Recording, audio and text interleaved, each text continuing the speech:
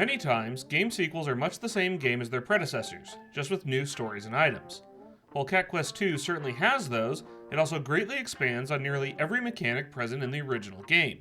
It's a howling good time that comes very close to perfection.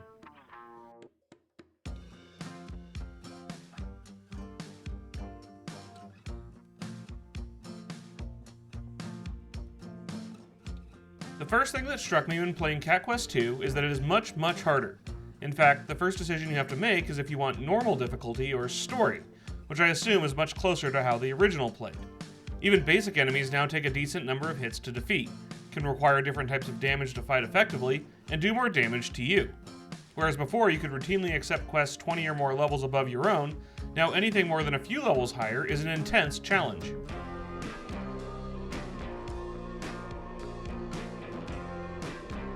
The more balanced difficulty is even more impressive considering that you now have two characters to play with. Granted, I played exclusively solo, so the game may be easier with a human at the other character's controls in the new co-op mode, but while having an ally was beneficial, it wasn't game-breakingly so. Your ally will attack nearby enemies, occasionally cast spells, and can't be damaged, but isn't a true force multiplier.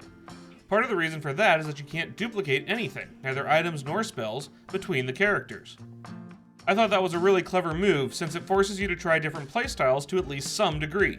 You can swap characters at will, and automatically do if one is knocked out, which thankfully was mapped to the Y button. Unfortunately, that moved the interaction button to B and still not A like every other game, but at least hitting B on accident doesn't open a menu anymore. Swapping warps the other character to your current position, so you can't gain any positional advantages by doing so. It does usually give you a fresh mana and health bar though, since neither are consumed even as spells are cast when the AI is controlling a character. Having two characters to manage also means that the wide array of new options for each of them is likely to be well utilized. One major new mechanic is ranged combat, though it comes at a trade-off of halved health.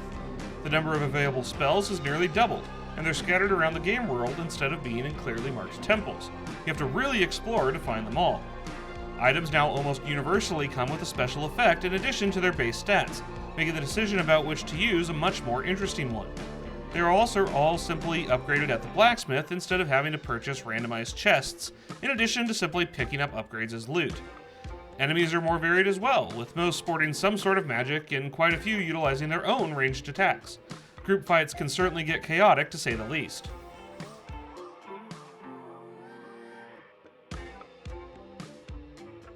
As the title implies, Cat Quest II primarily involves going on various quests, the vast majority of which boil down to follow the quest marker and kill some enemies. Getting out of an accepted side quest is now very easy. I'm not sure that was even possible in the first game. Another change is that they are given directly by NPCs rather than selecting them on a job board.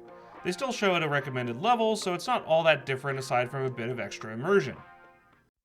Caves and ruins have had a facelift as well. Most caves include a chest that will only unlock when all monsters have been defeated, and there is notification when all items have been collected.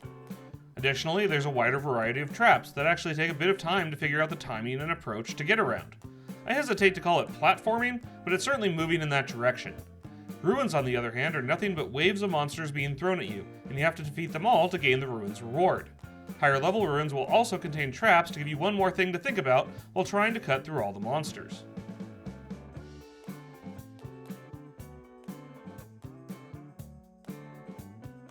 With both a dog and cat empire to explore, Cat Quest II is easily twice as big as its predecessor.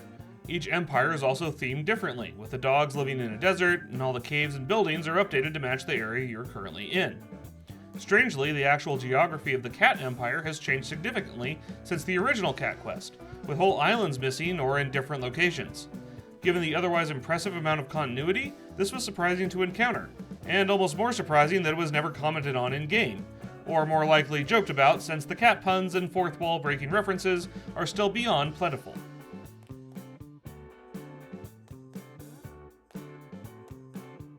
The theme of Cat Quest II is unity despite intrinsic differences, along with the traditional battle against oppression. Apart from assisting in some lighthearted hijinks that always end well, there's no morally questionable activity present.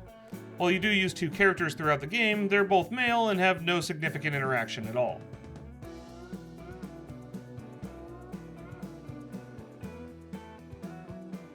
While the main campaign is pretty short, around 11 hours, and it's not hard to get to 100% completion after that, Cat Quest 2 never really gets boring. And if you want an extra challenge, you can either play with any number of modifiers for a few special items in New Game Plus, or ramp up the difficulty as high as level 900 in a standard New Game Plus mode. The wide variety of items and spells also contribute to a high degree of replayability. It's unlikely that any playthrough would feel like another. A heartwarming story and no moral problems easily result in a flawless 5 out of 5 morality score. Though the campaign is fairly short, Cat Quest 2 is also frequently available for less than $10. Given its excellent execution, it earns a 5 out of 5 quality score to go with it. It's a perfect example of a family-friendly game that's loads of fun, even for hardcore gamers.